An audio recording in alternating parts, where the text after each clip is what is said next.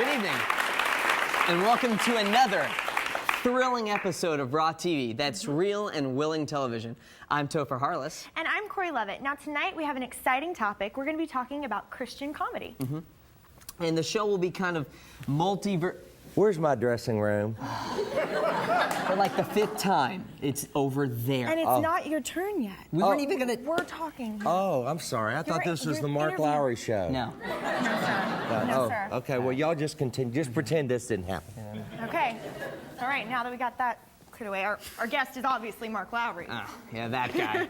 That guy, the Christian comedian of our time. Anywho, on the show, we'll be interviewing Mark Lowry, and we'll be getting all our stupid little giggles. So, All right, stay tuned. This is Raw TV.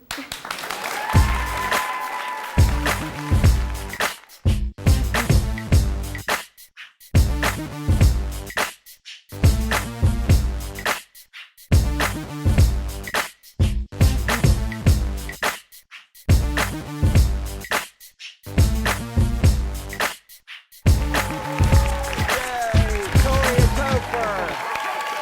Raw TV.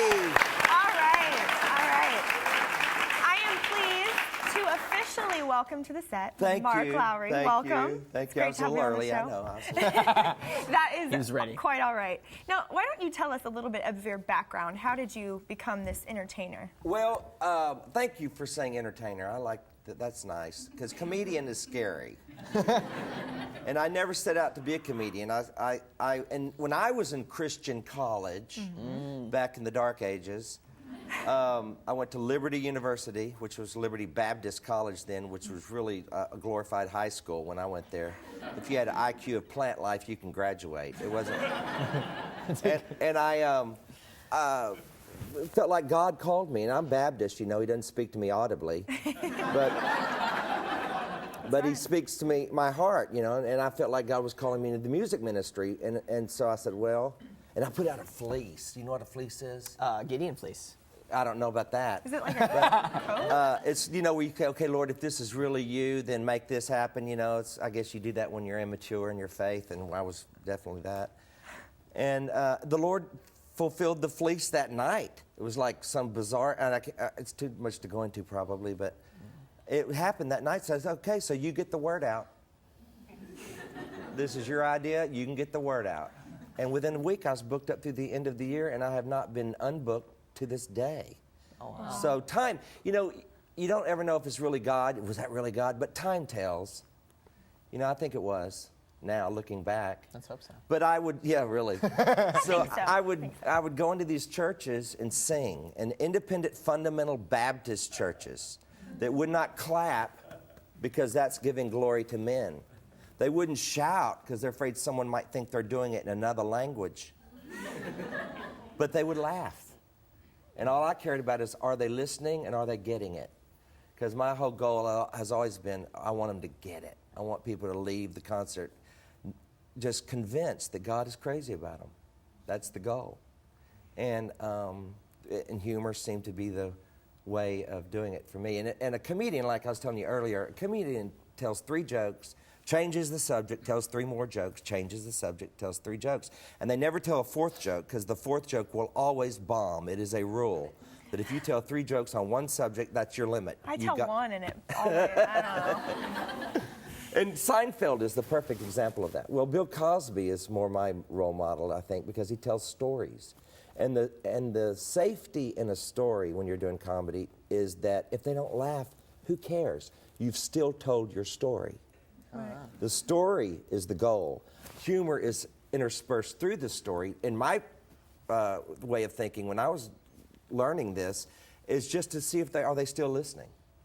I would throw in a zinger to see if they're still listening, because they would stare at you like you're all doing right now.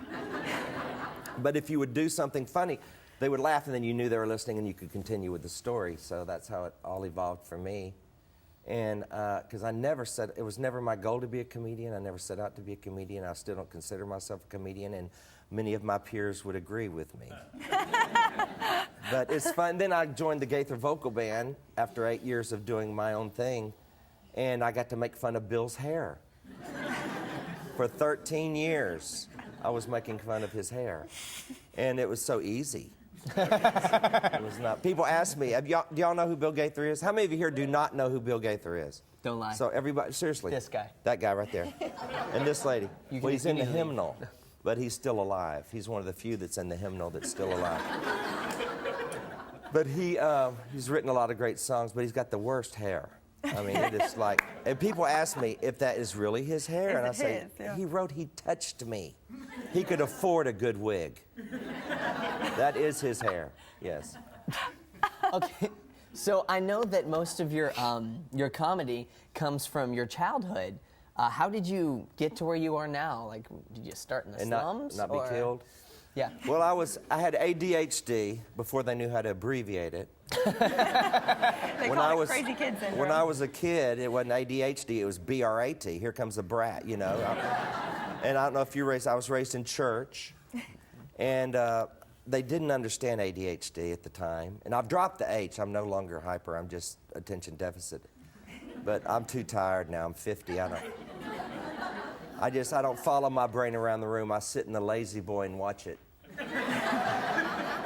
And I know it'll be back eventually, and my parents believed in me. I think the reason why I am not in a prison somewhere is because my parents believed in me. And they would tuck me into bed every night after I'd had my whipping. Oh yeah, you kids grew up on time out. Ugh. I didn't. You haven't lived till you've had a beating. That's right, I had. Did you get spanked? Yes, and I earned it. Oh, yeah. I earned I'm sure it. she did. I'm sure you missed a few, too. I'm sure. Yeah, I did. My dad sometimes would spank me just in case he missed something. See, I always thought I was the teacher's favorite because I was always put next to her desk. I just assumed that she liked me the best. That's not what that meant. No. That meant No. Did you come home with straight U's in conduct? That's what we had. We had a red green light. Unsatisfactory. Is that what it was? Yeah. I got U, and I'd get a spanking for the U's. I could fail a course, and he would not spank me. He said, look, my dad said, you can be stupid. You can't help that. But you can be quiet and stupid. And in fact, my dad one time, I had a teacher in the 6th grade, one of my probably most famous stories I've told through the years was a true story. They're all true. All of my stories are true, but then I've embellished them. But it's got to have a string of truth in it, or it won't make sense. I cannot just create a story for some reason. But Miss Barth was her name, and that right there. Starts a good story. It wasn't my fault that was her name. But I had a lot of fun with it. And what's funny to a 6th grader is not always funny to an adult. Correct. And I'd come into class every day and say, hello, Miss Barth, and I thought that was funny. And Miss Barth did not. And she was a big lady, too. She was really big. She could turn around once and erase an entire blackboard. It was amazing. And she had this huge hairdo. Back in the 60s, ladies teased their hair a lot, and it looked like 10 cow patties with a hairnet over it. And never tacked it down real good, so it was like this loose, demon-possessed poodle on her head. And when she'd get mad, she'd shake her head, and all I could see was the poodle. And I would do my best to keep my brain busy, because if I kept my brain busy, my rear end would be okay. Because if you get a whipping at school, you get... A whipping at home? Do y'all remember? None of you kids! You get a whipping at home, it's 2 for the price of 1.